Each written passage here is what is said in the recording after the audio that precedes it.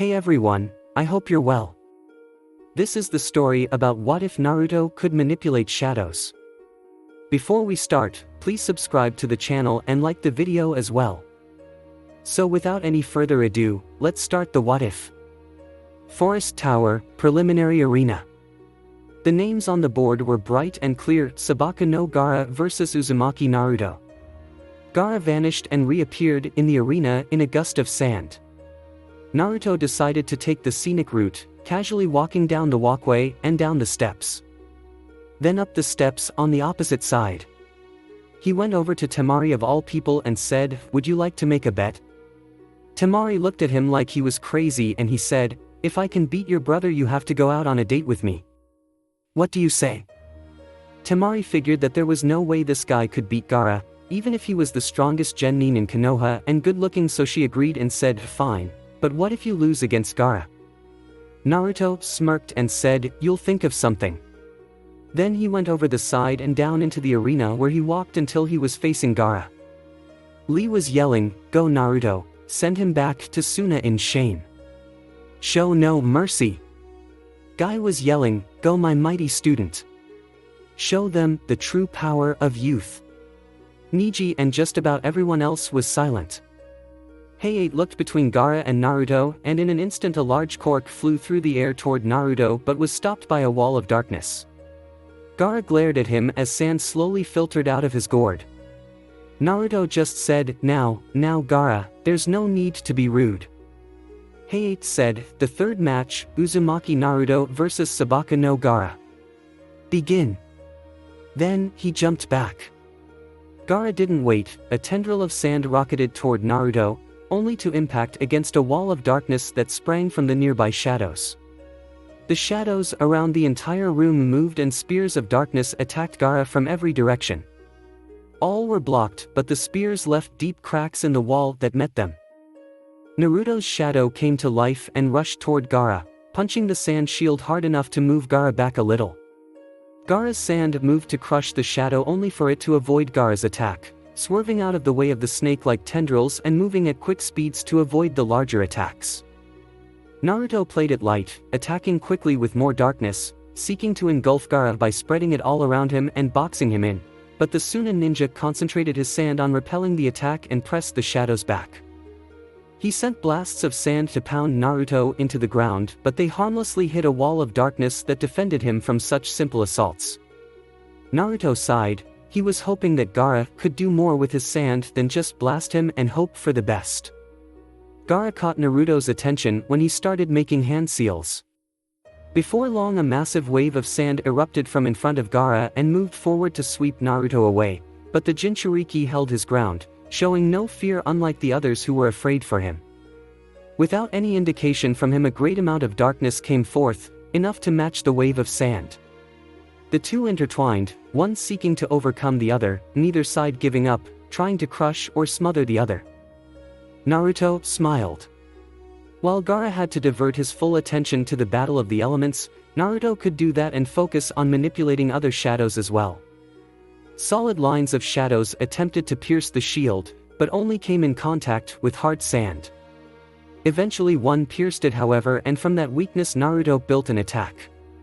In a split moment he fed numerous shadows into the sand that defended Gaara, slowing it down and making it more difficult to control before the tendril was sliced off by the sand. Gaara tried to remove the unknown substance from his sand but was having trouble doing so. Naruto's own shadow attacked Gaara from behind, but the punch was blocked. The shadow went into a large combination of taijutsu attacks, combining forms from several different styles. The spectators were all amazed at the battle. Lee had stopped cheering in order to stare. Kakashi just said, "This is amazing. I didn't know Naruto's abilities were this advanced." Guy chuckled and said, "That's Naruto's taijutsu knowledge put to work. While he has extensive knowledge of dozens of styles, he can barely use any of them. That knowledge has been used to teach the moves to his shadow, which is physically stronger than he is." The two form an incredible team, the shadow becoming an immortal taijutsu master that attacks at close range while Naruto provides ranged support with his shadows and jutsu. This is one of the reasons why a single person would have immense difficulty defeating Naruto. Because when you fight him you aren't fighting just one person, you're fighting two. He has a few jutsu and techniques that make it extremely difficult to hurt him if you're on your own as well, which makes a fight even more difficult. The others were amazed at what Guy said. If he was right, then it would be difficult for anyone to beat Naruto without help. If you were alone, then you would be tag-teamed by Naruto and his shadow working flawlessly together. It would require two people to stand a real chance, one to hold off the shadow while the other attacks the real one. They watched on as the shadow continued its fast assault on Gaara's defenses. Gaara was in trouble and he knew it. The shadow continued its attacks relentlessly. Eventually it would get through and be able to attack him. He already had his Suna no Yoroi in place in preparation for that. His attention was split between trying to attack his opponent and defend himself from another enemy at the same time. It didn't help that no matter how many times he attacked the shadow, it just reformed. He caught in a Sabaka Q followed by a Sabaka Soso, but it didn't do anything. The scattered pieces of darkness came together and the shadow continued its attacks like nothing happened. It was maddening. Naruto smiled at Gaara's frustration. He wasn't using his full capabilities for this fight, limiting himself to about Gaara's level just to piss him off.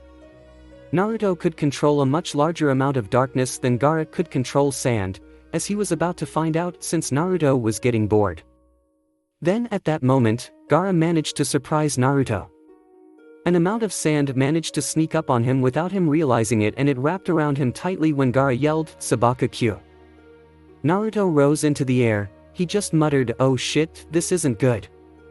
Then Gaara closed his hand and yelled, "Sabaka Soso," as the sand crushed everything inside its earthen embrace. Temari yelled out, "Naruto-kun," as black rained from the coffin of sand. But everyone looked on in shock as the darkness came together and bubbled from the ground, taking a humanoid form. It was Naruto's shadow.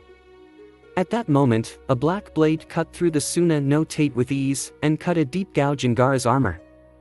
It was Naruto, smiling cheerfully.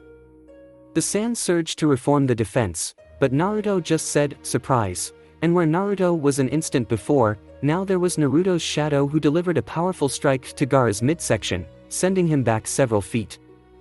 The onlookers were amazed. Sakura just asked, "But how did he get out of that?" There was no way he could have used a Kawarimi, but he managed to do it anyway.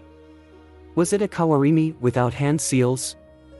Guy laughed and said, "That's the second reason why a single person would have trouble defeating Naruto. It's a technique that he calls Kagemusha. It doesn't any hand seals to perform and requires a minimal amount of chakra.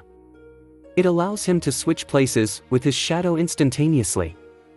It's much faster than a Kawarimi, and he can activate the ability just by thinking about switching places with it.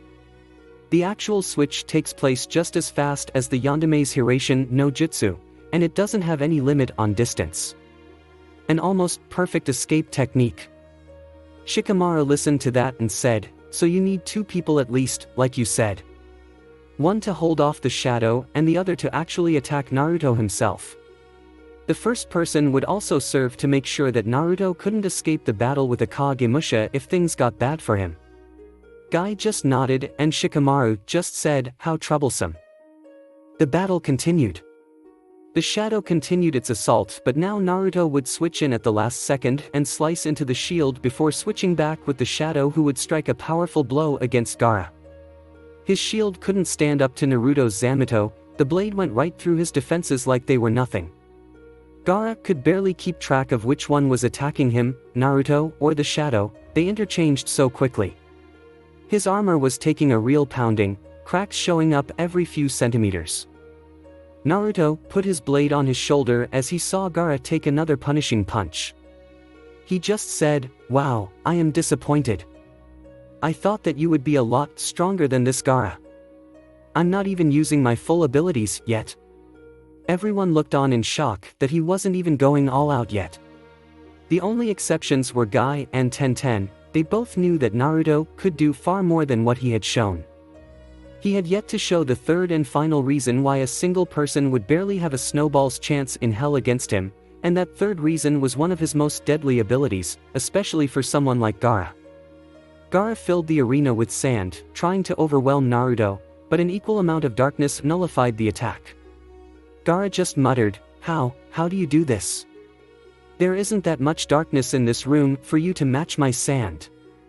Naruto smiled and said, you're right Gaara, there's much more. Gaara and everyone else looked astounded, so he continued, all darkness is connected, through one piece I can call more. Darkness is also infinite, it is everywhere from the shadows under our feet, to the darkness in man's heart, to the endless abyss in the night sky. While you are limited in the amount of your element that you can call upon, I am not. I could call enough darkness to fill this entire room in an instant if I wanted to. And there is much more to darkness than there is to sand. I am getting rather bored with this fight, so I might just show you what I mean. I shall show you the true capabilities of darkness. After Naruto said this, the room grew colder and darker.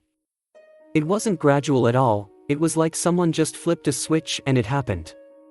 Darkness spread out from him in an oppressive aura, outlining him and filling the air around him with that malicious cold. It rose into the air from him and spread across the ground at his feet. Naruto's shadow returned to its master, no longer needed since Naruto wasn't fooling around anymore. Naruto smiled and said, for one example Gaara, darkness isn't a solid like your sand. It is a unique form of matter, being a solid, a liquid, and a gas at the same time, taking characteristics of all three. A ball of that same black material appeared in his hand and he held it in front of him before squeezing it, causing it to rupture and split into 5 pieces that floated in midair before zooming forward and crashing hard into Gaara's shield, creating large dents. Naruto continued in his explanation also, it grants more powers than simple darkness itself, from darkness comes cold so I can control that to an extent, also since darkness is infinite, its gravity is also infinite so I can control that as well.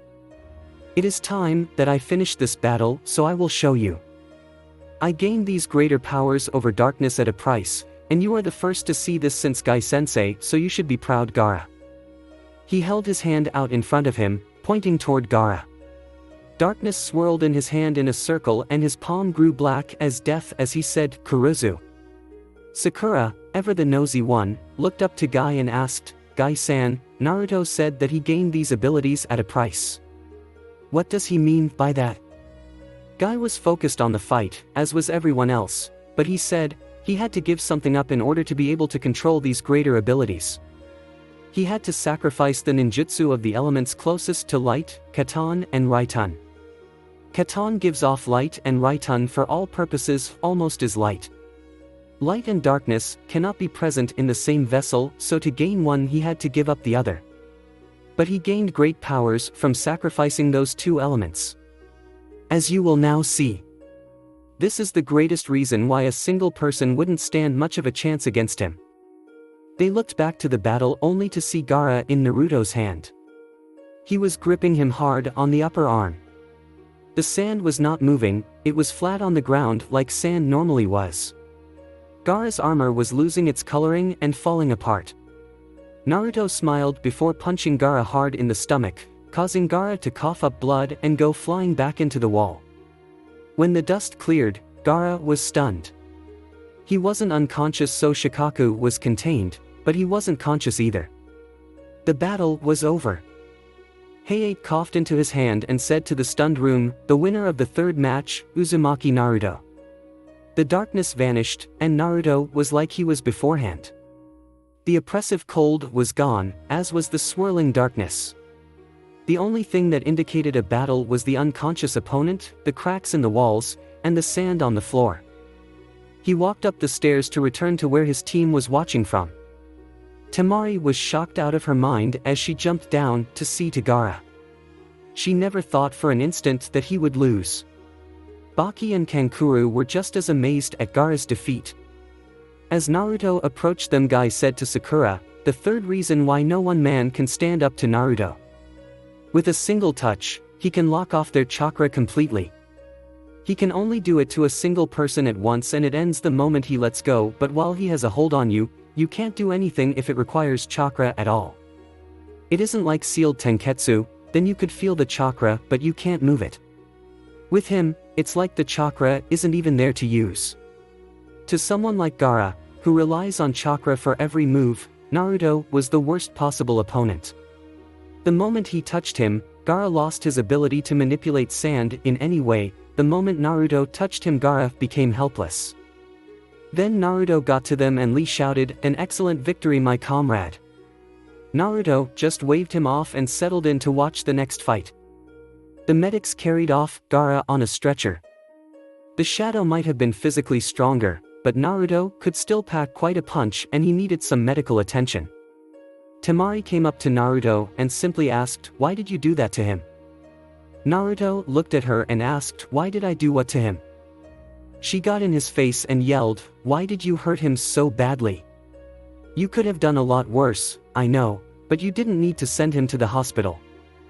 Naruto closed his eyes briefly and said, "I did hurt him rather badly. I could have done less, but that would have driven him unconscious. You should know what would happen then. I hit him hard enough in a pressure point to stun him so badly that he couldn't go unconscious yet would still be unable to fight. That was the only thing I could do to win the battle without killing him. If I did less then he would have continued to fight, if I did more he might have died, or worse, got knocked out. I hope you can forgive me."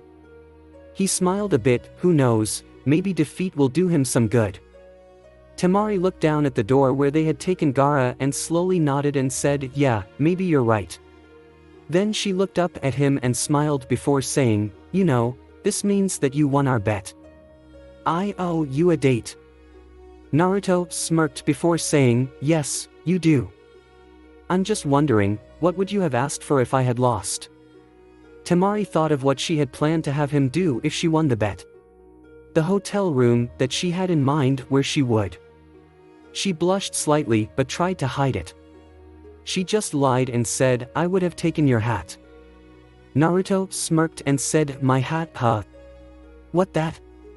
Temari smiled and said, "It would have been a nice souvenir to take home, plus your hair probably looks ridiculous, which is why you most likely wear it in the first place." Naruto chuckled a bit, "Is that what you think? Your hairstyle isn't exactly normal either, you know. But why not, here."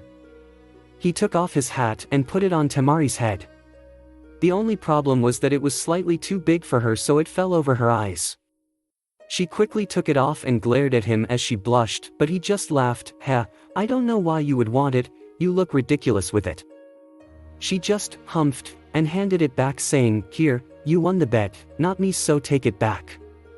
Although, he does look better with it off," she thought. Naruto waved it away and said, "No, you keep it. I've got more anyway." It was about at that point that many of the other women in the room finally managed to see his face and blushed slightly. He was rather handsome, though none of them would admit it. The hat made it hard to see his face, so for many of them this was a first. Hell, even Sakura and Ino blushed, the two biggest fangirls ever, and Hinata almost passed out. Kurenai and Enko were no exception. The only boy affected was Kankuro, who was glaring at the guy flirting with his sister. At that point Hayate took over again and said, "Right, we will continue on to the next match." The names scrolled across the screen again, eventually landing on Aburame Shino vs Abumi Zaku. They both went down to the main area, despite the fact that Zaku had both of his arms in slings. The battle was interesting, if short, and extremely painful for Zaku, who had his arms newly ventilated with several new holes in his forearms. The matches went on. A psychological battle between Shikamaru and Tsuchikin, which ended in Shikamaru's victory. Another battle between Kankuro and Tsurugi Misumi, where Kankuro took out his brotherly rage in almost crushing the unfortunate bespectacled man. There was also a fight between Sakura and Ino, which was just a pathetic battle of taijutsu that shamed women everywhere, which resulted in a draw. Then came a short battle between Choji and the Oto ninja Kinyuta Dosu. The battle ended when Choji crashed into a wall and was nailed by Dosu's jutsu. After that came a horrible matchup. Tenten vs Sabaku no Temari. The battle went on for a while, but it was completely one-sided. Temari's futon jutsu completely obliterated the bun-haired weapons mistress. Naruto didn't cheer, but he smiled when Tenten went down. Temari was very happy that she won. She hugged Naruto the moment she got back up to the stands, only to let go blushing slightly a moment later. The next battle was a hopelessly doomed one, Hyuga Hinata vs Hyuga Neji. Naruto just yelled, "Go Neji!" Neji didn't even need to fight. He psyched Hinata out so badly that she forfeited before the battle even started. Naruto counted down the possible opponents for him, and then came to a conclusion. Then he looked up at the board and saw the names that he thought would be up there, and he laughed. "Ha ha ha ha. Neji, I think you just converted me into believing that everything is ruled through fate. If this match isn't fate, nothing is." The others looked at the matchup on the board and their jaws dropped in shock. The names on the board were Uzumaki Naruto vs Rocklee. Lee yelled out in joy while Naruto continued to laugh. Lee jumped down into the arena, smiling from ear to ear. He faced Naruto up on the balcony and yelled, "Come on Naruto-kun. What are you waiting for?" Naruto smiled and did something rather unexpected. He took his sword from his back and plunged it into the ground. Then he took off his jacket and handed it to Temari, saying, "Hold this for me," before jumping down as well. Lee looked puzzled and asked, "Naruto-kun, what are you doing?" As Naruto just stood there. Naruto smiled and said, "I am going to defeat you, Lee, using only taijutsu and nothing else. It's time that I see how good it really is in combat. Just be prepared to lose though." Lee smiled and said, "I knew that one day we would meet in battle, and I am glad that it is sooner rather than later. Just don't hold back, Naruto-kun. Let's see your new style in action."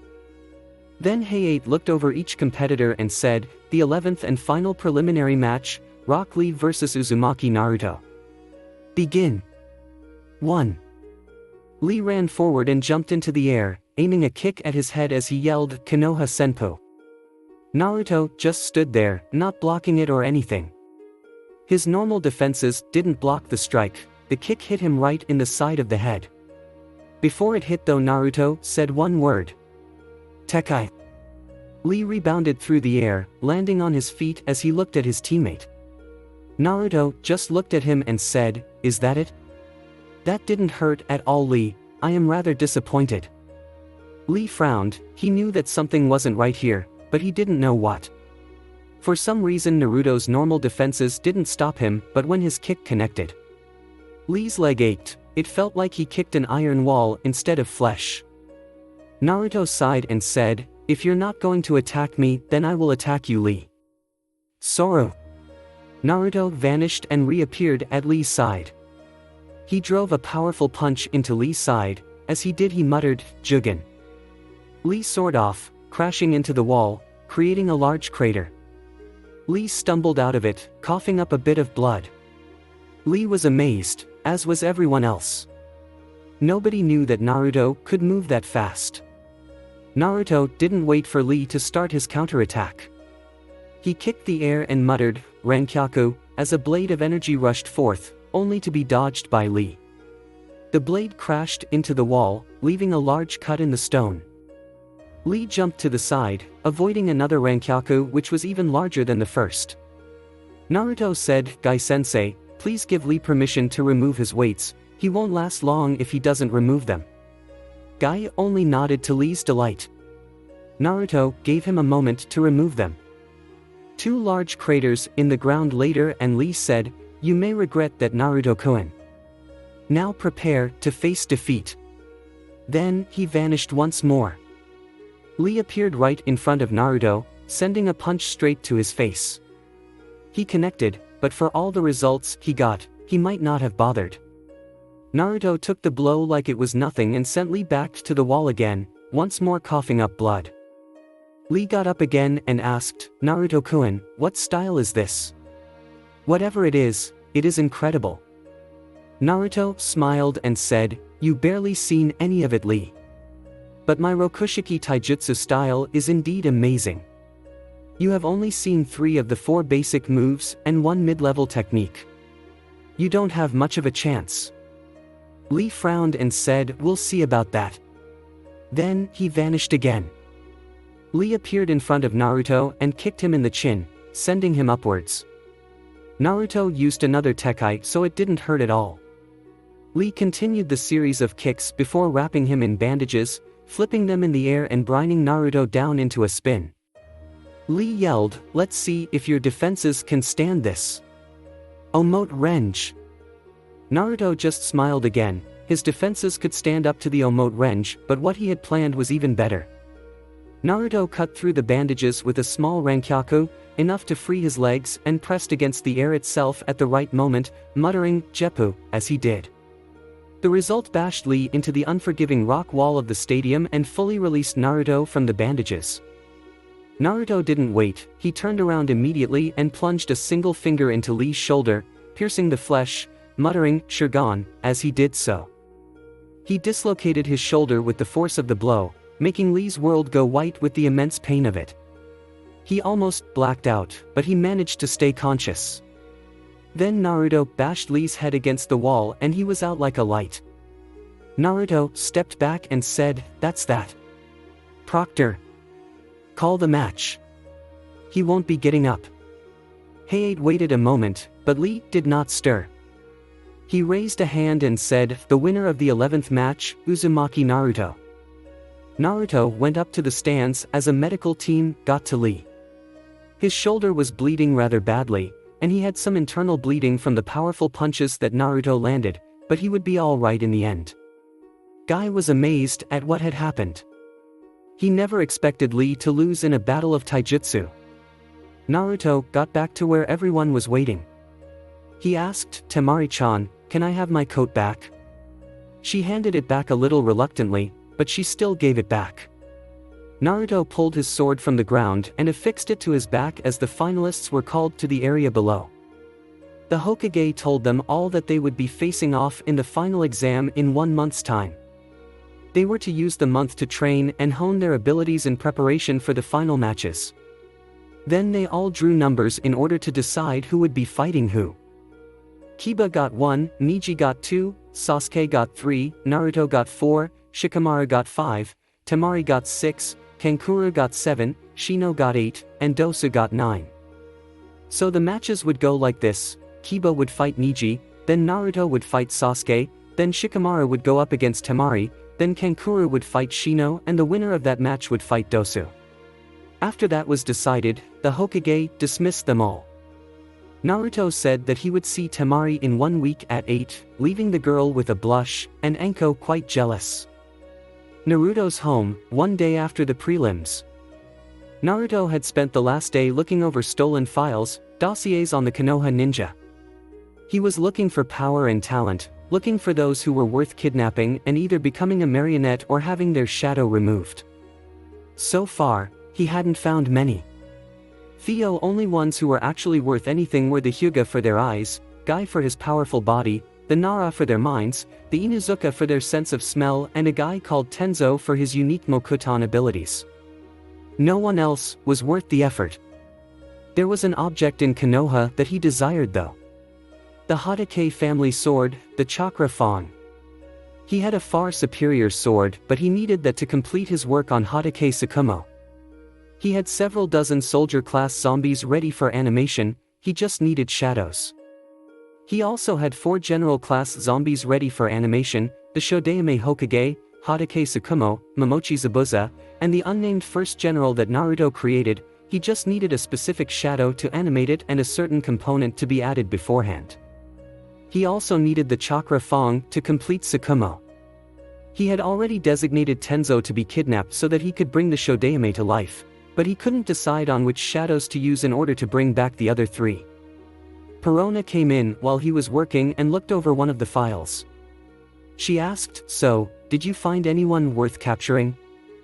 Naruto said, "A few, most of them are clan members who have some special trait or something.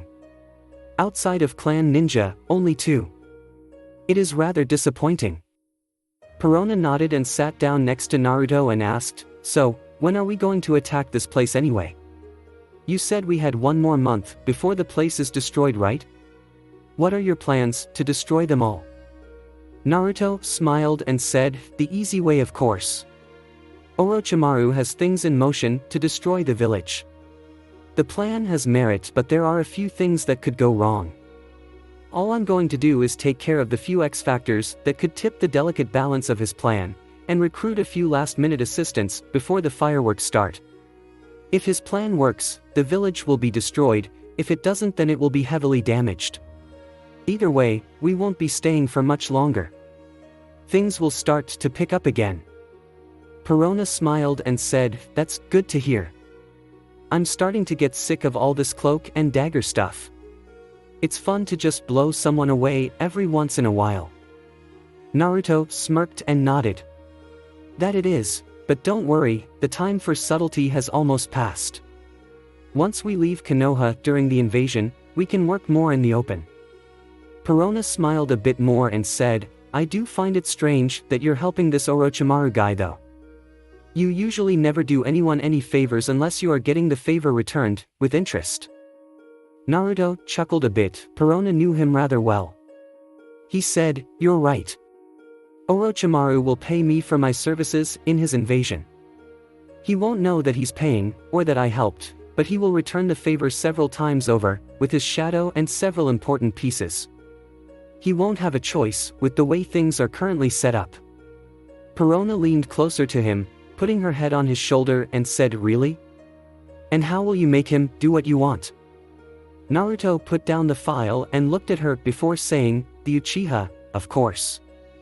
He may be a pathetic piece of vermin, but Orochimaru wants him, and that makes him somewhat important. In order to open Orochimaru to attack, all I have to do is make sure that Uchiha Sasuke is not captured during the invasion. The rest will take care of itself. He won't last long after the invasion is done, I will see to that. My only worry at this point is that I will be dragged into the conflict more than I have to be. Orochimaru knows that I am more than I appear to be, and he may attempt to go after me and force my hand. Then again, even if he does do that, we'll just have to leave earlier than I intended, and watch the fires from farther away." Perona smiled, happy that he was confiding in her, however slightly. She was a bit surprised as Naruto got up and moved to leave. "Where are you going?" she asked. Naruto looked back and said, "I am going to go look around. There are a few things that I have to take care of before the finals." Then before he left, he stopped and turned around. "Actually, Perona-chan, there is something that I need you to do for me." She smiled and asked, "Really? What?" Naruto smiled and said, "I need you to use your abilities to try and locate the chakra fawn. I am sure that Hatake Kakashi possesses it, but just hid it somewhere. If you keep an eye on him, you'll most likely find it. I can send someone to retrieve it later, but I need to know where it is first. Can you do this for me?" Perona jumped up and chirped, "Of course, Naruto-kun." Naruto smiled and said, "That's good, thank you, Perona-chan. I will be back later." Then, he walked out the door. Perona went up to her bedroom and after a moment's hesitation, separated herself from her body, making her a wandering spirit once more. The fake body that Naruto gave her returned to its mannequin-like appearance when she did, no longer having a soul to give it form. She focused and became invisible. The only thing that could spot her now was the Byakugan, and she didn't intend to go near the Hyuga compound. She floated through the wall and dashed off to find Kakashi, hoping that he would lead her to his father's sword. With Naruto. Naruto was scouting out the terrain of the village. He knew roughly what Orochimaru's plan was, but he didn't know every last detail. Orochimaru planned to attack the village with the Ichibi held within Gaara, attacking with numerous Oto and Suna shinobi at the same time. Meanwhile, he would get close to the Sandaime and assassinate him with the assistance of his elite squad, the Sound Four. At the same time, he would have a number of shinobi assigned to capture Uchiha Sasuke. Aside from that, he had no idea what the old snake would do, nor did he care. Even if Orochimaru succeeded, Konoha would survive. Not anywhere near its former glory, but it would survive as fragments, broken pieces of the once great organization known as Konoha. He just had to make sure that Uchiha Sasuke would stay out of Orochimaru's clutches until then. Aside from that, he had no major objectives during the invasion. He kept a close eye on possible paths to the residential district where Orochimaru's men were sure to flock, and the easiest paths to the shelters, where the civilians would be located under careful guard as they escaped the combat. He tried to gauge roughly how things would happen on the grand scale, areas to avoid should he be forced to stay longer than he thought. He actually ran into several of the Rookie 9 as he wandered the village. He didn't say anything to them, he didn't have to. They edged away from him without his doing anything. He took some minor joy in that.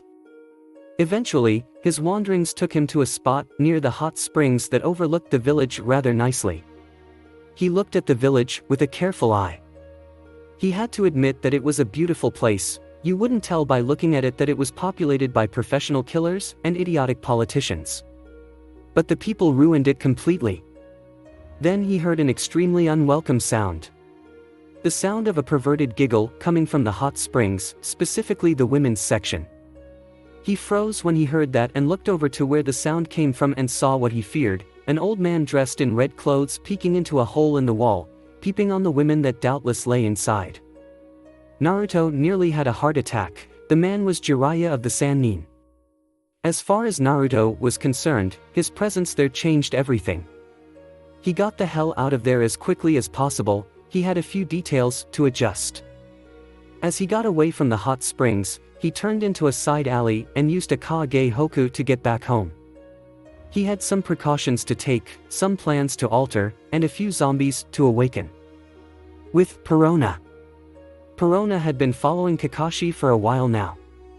All he did was walk around, reading his porn, and it was driving her crazy. She was tempted to blow the book up, but she had to keep a low profile.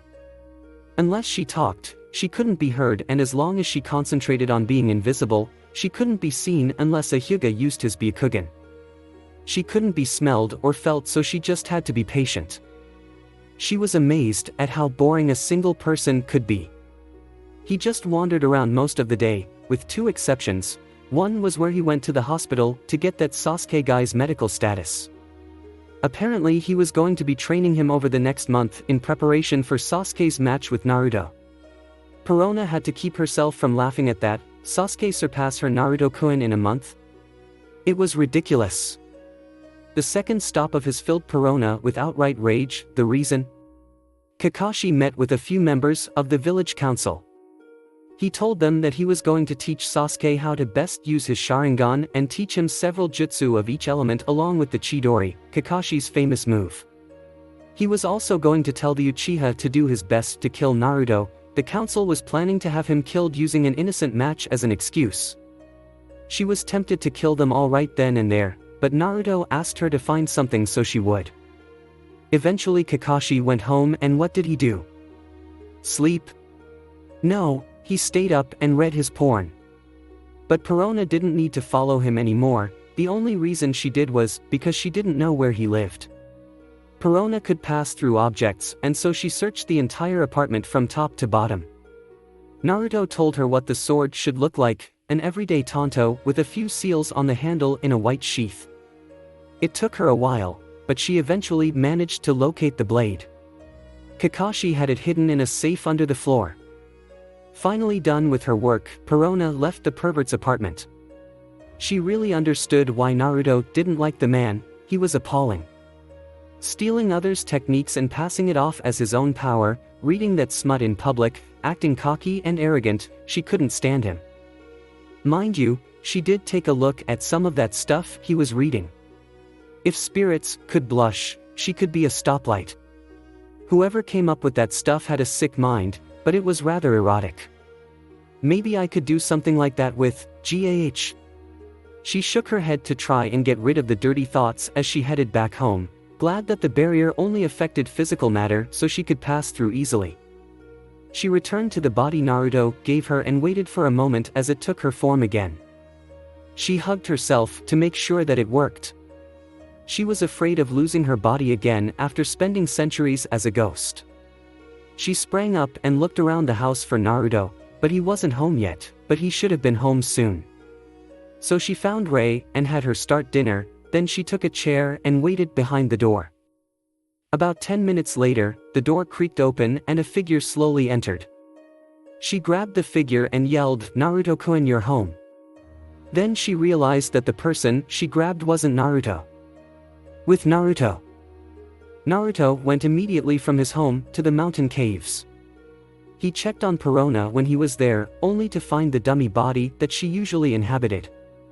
Since Perona was still gone, he went straight to the caves. He had a few things to take care of. When he entered the main living area, he saw Haku reading a manga with Yukino. She looked up and smiled, "Hi Naruto-kun," alerting Yukino to his presence as well. Naruto was a bit startled with her change of personality, but he didn't have time to contemplate this. Haku got up and looked behind him as she asked, "That pink-haired girl isn't with you, is she?" "Naruto," said Perona. "No, why do you ask?" She grabbed onto his arm and smiled as she said, "No reason." "So did you come here just to visit me, or do you have some other reason?" Naruto smirked at what she was trying to do. He had no doubt that there would be open rivalry between the two of them before long, but he had business to attend to first and foremost. He said, "As much as I enjoy your presence, Haku-chan, I'm afraid that I have some business to attend to first." Haku frowned a bit as she let go, "Okay then, but I get to have some time with you later." She went back to Yukino and continued to read the manga with her. Naruto continued on through the caves, going to a very specific room. He neared Hogback's lab as he went, only to meet the strange doctor and his zombified assistant. "Ah, Naruto-sama. How nice of you to visit us. What brings you to our cave?" Naruto looked in and found the doctor working on a new marionette. He said, "Hello doctor. Good news, you will only be stuck in here for another month, but there are a few obstacles in the way of that." Hogback frowned and said, "I see. So what do you need of us?" Naruto smiled and said, "Nothing, I just thought that it was time for our dear generals to have a field test." Hogback reared his head and laughed. His laugh was as odd as Perona's, a high-pitched "fos fos fos." "That's good to hear. I think that it would be good to see how our creations do in battle. Care if I accompany you?" Naruto waved him on as he strode down the hall. Hogback turned back and said, "Kageru, continue work on number 179, he still needs a new left femur." The zombified girl bowed as the doctor left the room. Naruto continued on and stopped in front of a certain steel door. The door was heavily locked and could only be opened by someone with a key, and those people were only Naruto himself and Dr. Hogback. He took the nondescript key from his jacket and opened the door with a little difficulty. The door opened into a large room containing 5 coffins laid on the floor. Naruto walked in and said, with chakra empowering his voice, "Awaken, General Zombies." For a moment, nothing happened. Then suddenly, one of the coffins cracked open, the lid being pushed open by a sewed-up arm. One by one the coffins opened and stiff forms rose from the wooden boxes. Before long, 5 creatures stood before Naruto, the 5 general zombies that he had animated so far. Starting from the left there was Ryuma, wearing the same tattered white robe as always, carrying the great sword Shusui at his side. Next to him was a man clad in blue armor with white hair. He also had 2 curved blades held at his legs. This was the zombie of Senju Hokushin, the Nidaime Hokage. The third in line had green hair that was long in the front and very short in the back. He wore a black outfit with 2 blades affixed to his wrists. He also had a small scar on his chin in addition to all the stitches upon his form. This was the zombie assembled from completely spare parts, known as Sodom. The fourth was a tall man, at least 7 feet tall, with lightly tanned skin. Muscles bulged in his arms, all 6 of them. These arms also had artificial spinnerets in the palms of his hands that could shoot large blasts of webbing that was harder to cut than a steel girder. This was the spider zombie known as Gamara, a master of stealth and retrieval and the second of the original creations. The 5th zombie was a tall slim figure that could not be completely seen due to the fact that he wore an entire suit of steel armor. The zombie was made for power and speed, not defense, so the armor helped balance out the creature's statistics. At his side was the Raijin sword wielded by the Shadow's previous owner. This was the 3rd of the original creations, known as Samson. The 5 general zombies stood before Naruto and Hogback.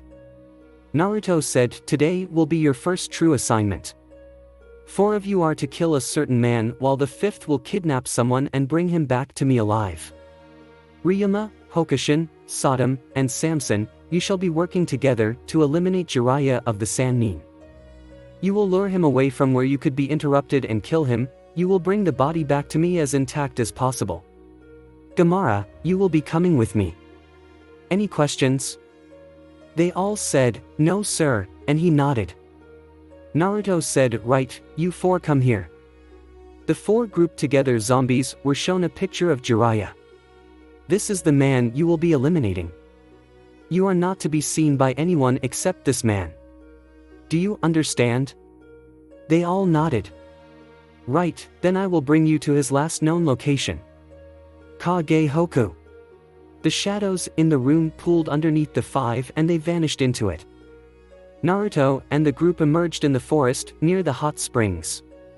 He muttered to them, he should be near here, kill him as quietly as possible. They nodded and Ryuma asked, Naruto-sama, where are we to take the body when we have completed our task? Naruto said, bring him to the top of the Hokage monument. Now, get to work. They nodded and Naruto vanished. Naruto returned to the caves and said, Gaara, come with me. The large creature stood next to Naruto as he vanished once more, leaving the doctor with a warm feeling in his chest. Hogback went back to the lab as he thought the time for hiding is almost over. Soon the very world will know and fear my creations. With Perona. Perona immediately got some distance and examined the man before her. He had a dark purple outfit on, with a white sash around his waist. He also had white hair and large circular glasses. She asked angrily, who are you? The man adjusted his glasses and said, oh, I didn't know that Naruto-kun had a girlfriend. This should make my job easier. If you don't struggle, then I won't hurt you. If you resist, then I will kill you. It's that simple. Perona frowned and asked, are you here to hurt Naruto-kun, prepared to deal with the man permanently? He smiled and said, I wouldn't call it hurting him. If he was good in life, then he would be very happy afterwards. Now then, why don't you make this easier for us both and be a good hostage? I am a ninja, you wouldn't have a chance of escape. Perona only said, why escape when I can simply get rid of you? Negative hollow. As soon as she said the words, ghosts emerged from her body as rushed toward the shocked man before her. Kabuto had no idea what happened. Orochimaru told him to kill or capture Uzumaki Naruto. Then he infiltrates his house only to find a potential hostage, only to find that the hostage is apparently a ninja of some kind. He chuckled and said, you'll have to try better than that. As he sighed, stepped the ghosts. Only for one of them to go through his back. The moment the ghost touched him, Kabuto dropped to the floor. Perona smiled at the now bawling man and said, you should never underestimate anyone working with my Naruto-kun, especially me. Such a shame that you will never live to learn that lesson. Mini Hollow. She held out her hand and 4 small ghosts popped out of her palm, floated to Kabuto's hips and shoulders and exploded when Perona snapped her fingers. Kabuto was out cold, knocked out from the pain. Perona closed the door and yelled into the house, Ari. The blue-haired zombie soon appeared and asked, what is it, Perona-sama? Perona pointed at the downed Kabuto and said, take this downstairs and make sure he doesn't go anywhere. I am sure that Naruto-kun will have plenty of questions for him when he returns.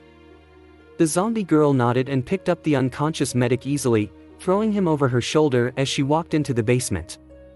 Perona went into the living room and lied down. She was filled with questions about that guy and information she wanted to tell Naruto, but she had to wait for him to show up first.